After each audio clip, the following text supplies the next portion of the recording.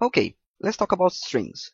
Let's define a string first. A string is a sequence of characters, meaning letters, numbers, and other characters like the dollar sign, or spaces, or punctuation marks, enclosed by single quotes, double quotes, or even triple quotes when spanning multiple lines. So, let's define a string and assign it to a variable.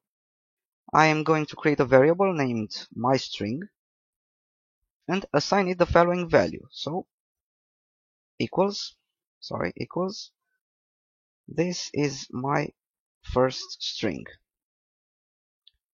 Let's check the value for this variable. Okay, now let's do the same thing using single quotes. So, my string,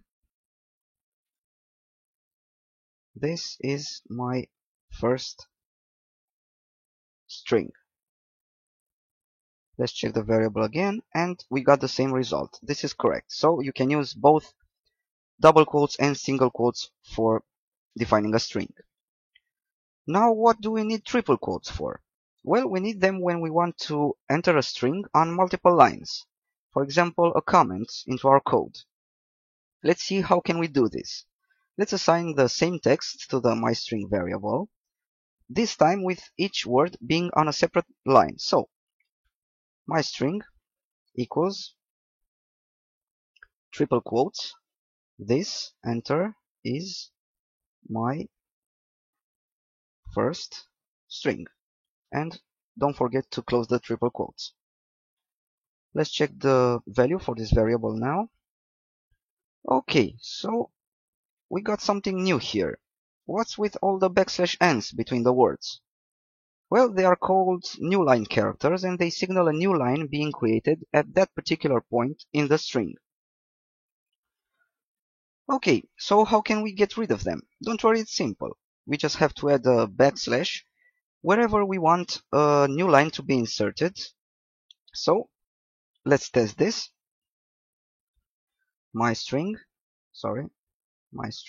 equals triple quotes, this, and the \ is \ my first string, and close the triple quotes. Now let's check this again. So myString, and we got rid of the \n's. This is what we wanted in the first place. Cool. Now let's talk about indexing, and this applies to other data types also. Python uses indexes to mark the position of an element within a sequence of elements. Strings are also sequences of elements, and those elements are the characters in the string. The first element of a sequence, when counting from left to right, has the index 0. Then the second element has the index 1, and so on. When counting backwards from right to left, the first index will be -1, so the last letter in a string will always have index -1. And the next letter from right to left will have index -2, and so on. Indexes are enclosed by square brackets whenever we want to access some letter of a string. So let's see this in practice. Let's create variable string1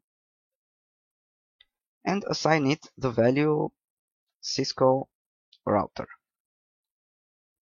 Let's see string1. Okay. How can we extract the first character of this string? Well, by using an index, of course. And that would be index 0. So to access an element of string1 positioned at index 0, we should type the following. The name of the variable, so string1, then without any spaces, the index number in between square brackets, so string1 of 0. And this gives us C, which is correct because this is the first character in the string. Now let's find the third character of string1. What index should we use?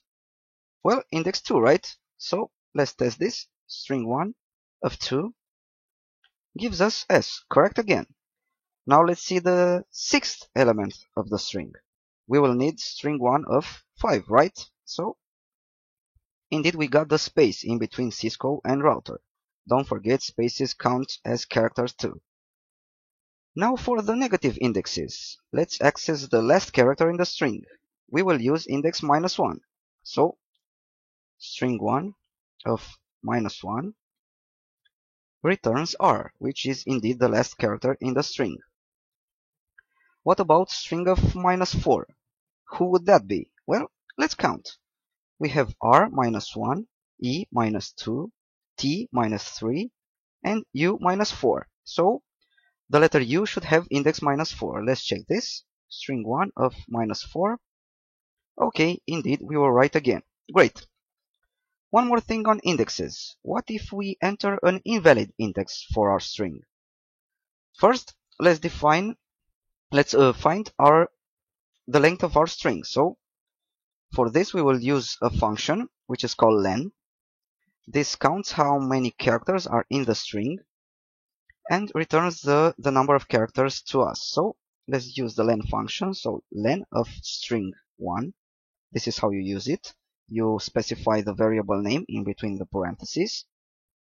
So len of string 1 returns 12. So we have 12 characters in our string. Great. Now back to the first question. What happens if we enter an invalid index? Well, let's try it. String 1 has 12 characters, so counting from left to right, the last character should have the index 11, right? Let's test it. So string 1 of 11 is indeed R. So this is equivalent to string 1 of -1. Okay. Now let's see what happens if we enter string 1 of, let's say, 20. So string 1 of 20. Well, we get an error. Let's celebrate. It is the first error that we see in this course. Now let's read the error text. It says index error. This is the type of the error. There are many types of errors in Python, and we will go through the most common ones later in the course. Now let's continue reading this error. It says string index out of range. So Python found out that we typed an invalid index in between the square brackets and told us that the index is indeed out of range because a 12-character string cannot have a letter in position 20, obviously. Now it's time to have a look at some string operations to help us work with this data type.